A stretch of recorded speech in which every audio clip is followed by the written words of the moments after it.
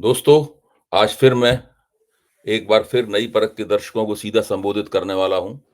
हमेशा की तरह मेरी बात बिना किसी लाग लपेट के, बिना किसी हेर-फेर के सीधी और सटीक होगी। दोस्तों, राहुल गांधी की राजनीतिक गतिविधियों को आपस में जोड़कर देखते ही हमें दिखने लगता है कि वे आजकल किस रणनीति पर फोकस कर रहे हैं। कल 14 तारीख थी। वे लगातार भेदभाव और अपमान के कारण आत्महत्या करने वाले हरियाणा के दलित आईपीएस अधिकारी पूर्ण कुमार के घर पहुंचे हुए थे। वहां राहुल ने कहा कि हरियाणा के मुख्यमंत्री ने वाई पूर्ण कुमार जी के साथ हरियाणा के मुख्यमंत्री ने वाई पूर्ण कुमार जी के परिवार से निष्पक्ष जांच और कार्रवाई का जो वायदा किया है, वो पूरा नहीं किया जा रहा है। इस कारण परिवार के साथ ही पूर्ण जी की बेटियों पर दबाव बढ़ता जा रहा है। पूर्ण कुमार जी के साथ कई साल से संस्थागत भेदभाव किया जा रहा था। उनका करियर खत्म करने और उन्हें अपमानित करने के लिए कई अफसर काम कर रहे थे। राहुल ने अपने वक्तव्य में यह भी कहा कि यह सिर्फ एक परिवार का मामला नहीं है। ऐसी घटनाओं से देश के करोड़ों दलित भाई बहनों को गलत संदेश जा रहा है कि आप कितने भी सफल हों, कितने भी सक्षम हों, लेकिन अगर आप दलित हैं तो आपको दबाया, कुचला और फेंका जा सकता है। हमें ये स्वीकार नहीं है। नेता विपक्ष के नाते मेरा देश के प्रधानमंत्री और हरियाणा के मुख्यमंत्री को सीधा संदेश है कि आपने पूर्ण कुमार जी की दोनों बेटियों से जो वायदा किया है उसे पूरा कीजिए, इनके पिता का अंतिम संस्कार होने दीजिए और ये तमाशा बंद कीजिए।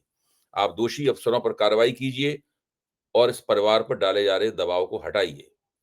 दोस्तों, ये तो कल की गतिविधि थी राहुल गांधी की। आज 15 तारीख है और खबर आ गई है कि 2 दिन बाद यानी 17 को राहुल उत्तर प्रदेश के ऊंचाहार में बाबा के आदमियों द्वारा पीट-पीट कर मार डाले गए हरिओम वाल्मीकि के घर जाएंगे और उनके परिजनों से मिलेंगे। सारा देश जानता है कि जिस समय योगी आदित्यनाथ का मुखर समर्थन करने वाले लोग हरिओम की बेदर्दी से पिटाई कर रहे थे, उस समय हरिओम ने अपनी रक्षा करने के लिए राहुल गांधी को ही पुकारा था। जिस समय यह हृदय विदारक घटना घटी थी, तभी राहुल ने फोन पर हरिओम के परिजनों से बातचीत की थी। कांग्रेस का एक प्रतिनिधिमंडल भी हरिओम के घर पर पहुंचा था। उधर लखनऊ में कांग्रेस ने अपने मुख्यालय से गांधी प्रतिमा तक मोमबत्ती मार्च भी निकाला था। यहाँ पैटर्न साफ दिख रहा है। आप इन दोनों घटनाओं को जोड़िए और स्पष्ट हो जाएगा कि राहुल तेजी के साथ देश के सबसे बड़े दलित नेता बनने की तरफ बढ़ रहे हैं। यह सिलसिला 2024 के लोकसभा चुनाव में ही दिखाई देने लगा था।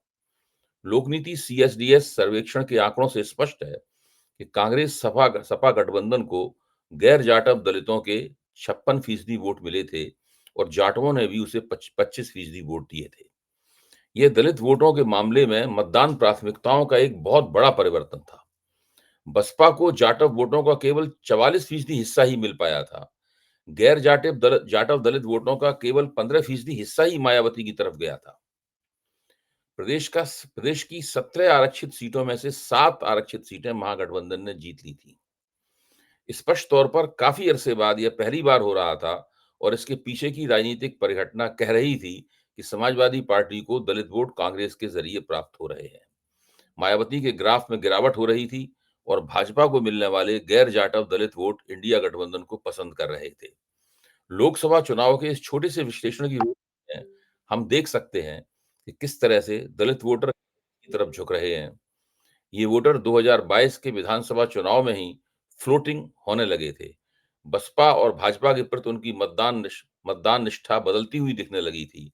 यानी राहुल और कांग्रेस के लिए जमीन तैयार हो चुकी थी। उत्तर प्रदेश में 22% दलित हैं। अगर कांग्रेस और राहुल की वजह से इन वोटों का एक बड़ा हिस्सा 2022 2024 के चुनाव में इंडिया गठबंधन को मिला, तो वह एक ऐसा राजनीतिक परिवर्तन होगा जिसकी आहट दूर तक सुनाई देगी। फिर 2029 के लोकसभा चुनाव में भी दलितों की पहली पसंद कांग्रेस और सपा का गठजोड़ हो जाएगा। राहुल का दलित फोकस बसपा के लिए तो खतरे की घंटी है ही, भाजपा के लिए भी खतरे की घंटी है। मुझे याद आ रहा है कि लोकसभा चुनाव की मुहिम के समय राजीव रंजन के मशहूर कार्यक्रम माहौल क्या है में कई दलित मतदाताओं ने कहा था कि वे कांग्रेस को समर्थन देने के बारे में सोच रहे हैं। मायावती की राजनीति के प्रति उनके मन की निराशा भी उनकी इस प्राथमिकता परिवर्तन की वजह थी। अभी कुछ दिन पहले ही कांशीराम के जन्मदिन पर मायावती ने एक रैली की। वे चाहती तो इस रैली के जरिए अपनी वापसी की जमीन तैयार कर सकती थी। दलित जनता में बड़ी उत्सुकता थी। कि मायावती बहुत दिनों बाद बाहर निकली हैं, देखें वे क्या नई बात कहती हैं। लेकिन मायावती ने इस रैली में भी मोदी और योगी के प्रति अपना समर्थनकारी रवैया जारी रखा। एक बार फिर वे मौका चूक गईं। मुझे तो ऐसा लगने लगा है कि अतीत की संघर्षशील मायावती अब राजनीतिक नजारे में दूर-दूर तक है ही नहीं। मायावती के इस रवैये के कारण ही बसपा के जो पारंपरिक दलित समर्थक हैं, वो अब एक नए उभरते हुए नेता चंद्रशेखर आजाद समाज पार्टी के जो नेता हैं, उनकी तरफ भी देखने लगे हैं। अब तो बहुजन समाज पार्टी के पीछे जो दलित नौकरशाही खड़ी हुई है, उस दलित नौकरशाही को भी सोचना पड़ेगा कि क्या मायावती उत्तर प्रदेश में और देश में दलित राजनीति का भविष्य हो सकती हैं, या उन्हें मायावती के हाथ से दलित राजनीति को निकाल कर किसी नए नेता, और उसमें चंद्रशेखर एक नए चेहरे के तौर पे उभरे हैं, किसी नए नेता को उन्हें स्थापित करना चाहिए। दूसरी तरफ दलितों में एक और एहसास पनपा है, और वो ये है कि भाजपा द्वारा 2018-19 में लाए गए ईडब्ल्यूएस कोटे के कारण भी दलित मतदाताओं में भाजपा से मोहभंग का माहौल बना है। कौन नहीं जानता कि आरक्षण में आर्थिक आधार को घुसाने का लक्ष्य भाजपा ने 1990 से ही बना रखा था। इस पार्टी ने तभी अपने घोषणा पत्र में यह मांग जोड़ दी थी। उसी समय ओबीसी और दलित समुदायों का माथा ठनका था। यानी जिस समय ईडब्ल्यूएस 2018-19 में ईडब्ल्यूएस कोटा भाजपा सरकार लाई, उसी समय ओबीसी और दलित समुदायों का माथा ठनका था कि आरक्षण की नीति के साथ की गई इस छेड़छाड़ के पीछे जरूर कोई ना कोई साजिशी रवैया है। इसीलिए जब राहुल गांधी संविधान की लाल किताब लेकर प्रचार करने निकले, तो कमजोर जातियों ने उनकी बात को ध्यान से सुना और उन पर भरोसा भी किया। मोदी और उनके प्रचारकों ने राहुल के आरोपों का लाख खंडन किया, लेकिन मतदाताओं के बीच उनकी दाल नहीं गली। मुझे तो लगता है कि राहुल की रणनीति का एक हिस्सा तो मतदाताओं के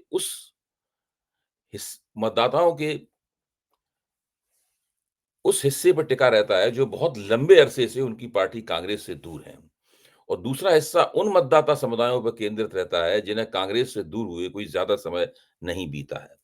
राहुल की रणनीति के ये दो पहलू महत्वपूर्ण हैं, और इनकी सफलता पर उनका, कांग्रेस का, गैर भाजपा विपक्ष का और कुल मिलाकर भारतीय लोकतंत्र का भविष्य टिका हुआ है। इसी बात को इस तरह से भी कहा जा सकता है कि ओबीसी समुदायों पर फोकस करके कांग्रेस राहुल कांग्रेस की उस गलती को दुरुस्त करने में लगे हुए हैं जो 60 और 70 के दशक में हुई थी। इसी के साथ दलित मतदाताओं पर उनका फोकस कांग्रेस को हुए हालिया नुकसानों की भरपाई से जुड़ा है। जहां तक भाजपा का सवाल है, उसने 2014 के लोकसभा चुनाव से पहले गैर जाटव दलितों को अपनी ओर खींचने की नियोजित कोशिश की थी। इसके लिए उसने दलित वोटों को बांटने के लिए एक ऐसा नारा दिया था जिसने जाटव और गैर जाटव दलितों को एक दूसरे के सामने खड़ा कर दिया।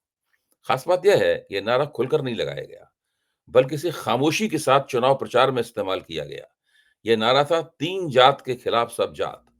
ये तीन जात कौन थी? ये थी जाटव, यादव और मुसलमान।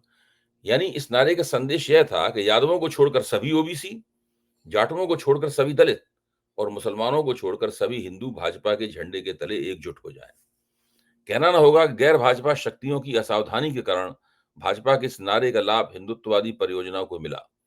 उत्तर प्रदेश में 100 दलितों में करीब 54 दलित जाटव समुदाय के होते हैं, बाकी 46 में सभी जातियां आती हैं। जाटवों के बाद सबसे बड़ा समुदाय पासियों का है। पासियों के भाजपा की तरफ झुकने से भी कुछ दलितों के बीच में भाजपा समर्थक माहौल बना और यह नारा कामयाब लगने लगा। लेकिन दोस्तों, अब यह सम्मोहन टूट चुका है। दलित वोटरों को, चाहे वे जाटव हों या गैर जाटव, दिखने लगा है कि अपने बुनियादी चरित्र में भाजपा आखिरकार एक ब्राह्मण बनिया पार्टी ही है। दोस्तों, अगर उत्तर प्रदेश और बिहार को छोड़ दिया जाए तो कांग्रेस आज भी शेष भारत में दलित वोटरों की पहली पसंद है। अगर किसी पार्टी को इतने दलित वोट और किसी पार्टी को इतने दलित वोट नहीं मिलते।